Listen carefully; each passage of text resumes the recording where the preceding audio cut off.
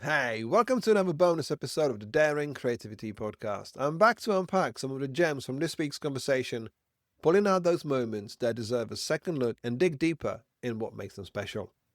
This week, I spoke to Pablo Juncadella, a co-founder and partner at Mucho, the global branding studio he's been building for nearly 25 years.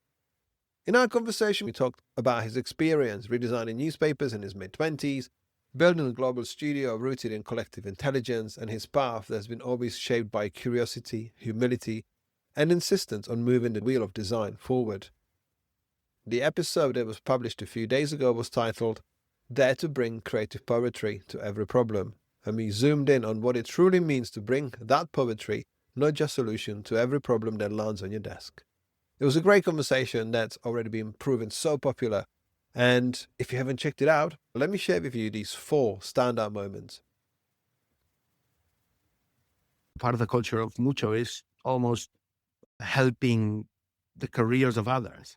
And in that sense, I always come back to the idea that creativity isn't absolutely needed for anything, but it's of great help to anything that you do, regardless of it being a creative job.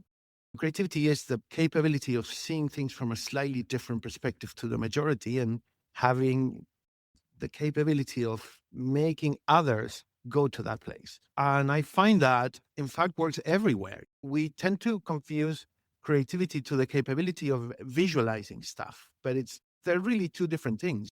I'm a firm believer that the best lawyers are creative lawyers, the best businessmen are creative businessmen, and those are people who have acquired the capability of seeing things from a slightly different perspective and bringing people to that perspective. I love this clear definition of creativity from Pablo. As you will hear, it arrives early in the conversation and almost as a throwaway.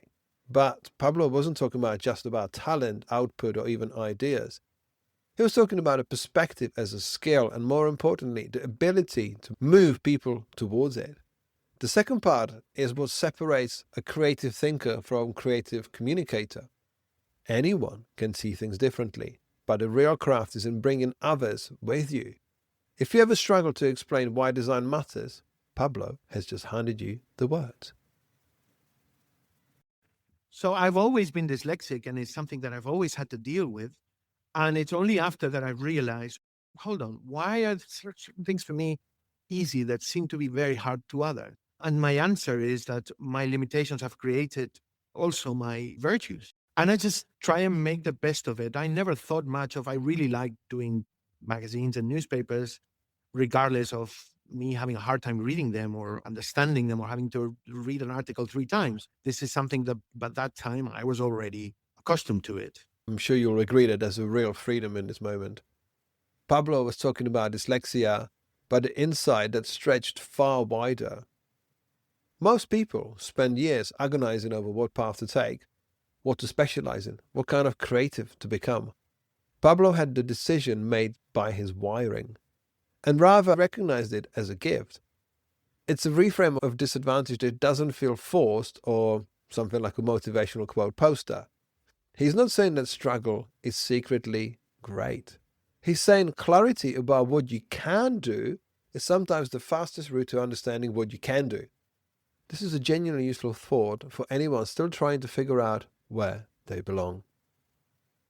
And I was very lucky to land that job at a very early age and work at a very hard level. But also, I think one of the best takeaways that I got from that experience, which seems to me almost like another life ago right now, but it's this idea that not be too precious to ideas.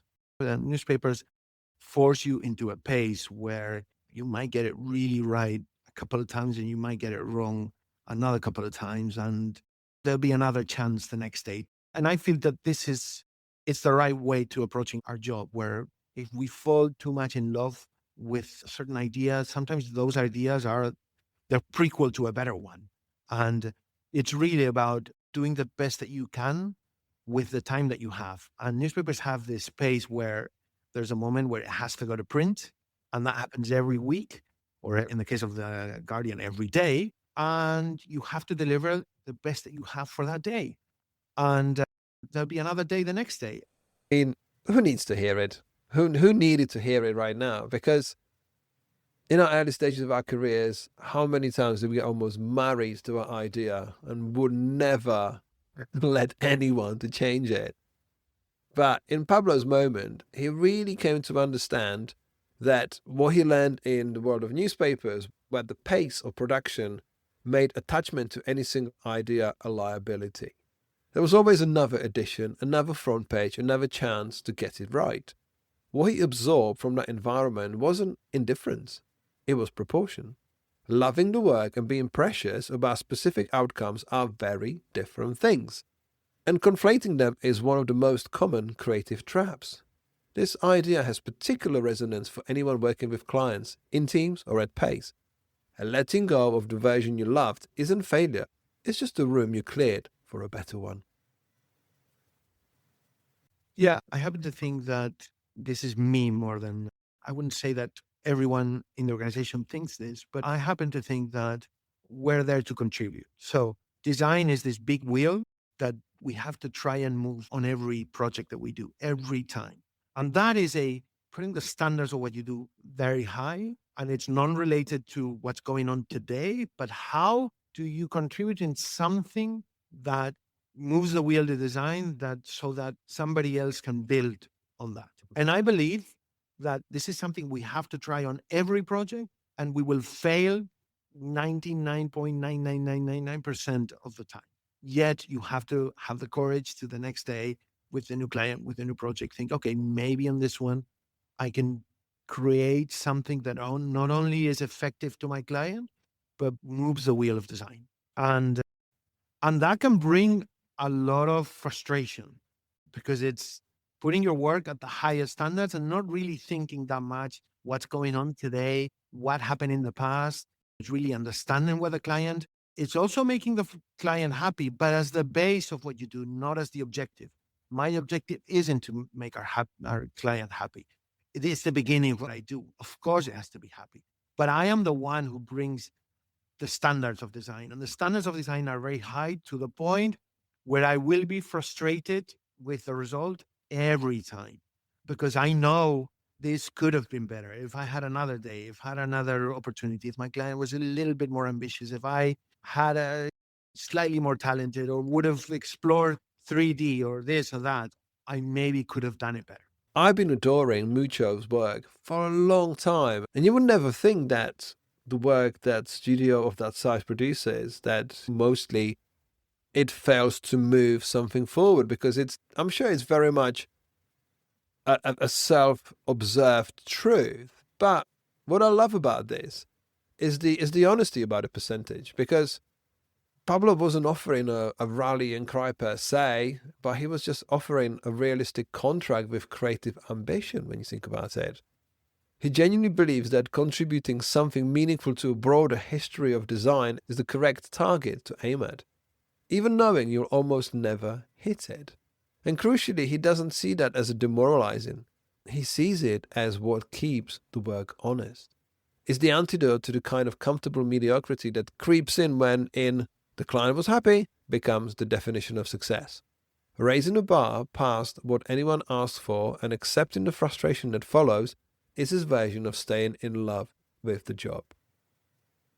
I genuinely enjoyed the conversation with Pablo about the fact how they run a studio, the language he used to talk about his work, and I admire people like him for the fact that 25 years in the industry, if not longer, and he's still hungry. He's still fighting, pushing, striving, and believing in the thing that he started 3 decades ago.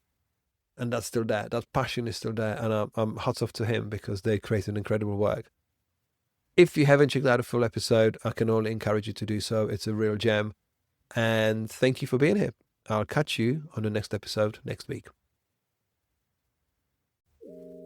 If you enjoyed this episode and would like more accessible resources to help you discover your daring creativity, you can pick up one of my books on themes of mindful creativity, creative business, branding, and graphic design. Every physical book purchase comes with a free digital bundle including an ebook and audiobook to make the content accessible wherever you are and whatever you do. To get 10% off your order, visit novemberuniverse.co.uk and use the code podcast. Have a look around and start living daringly.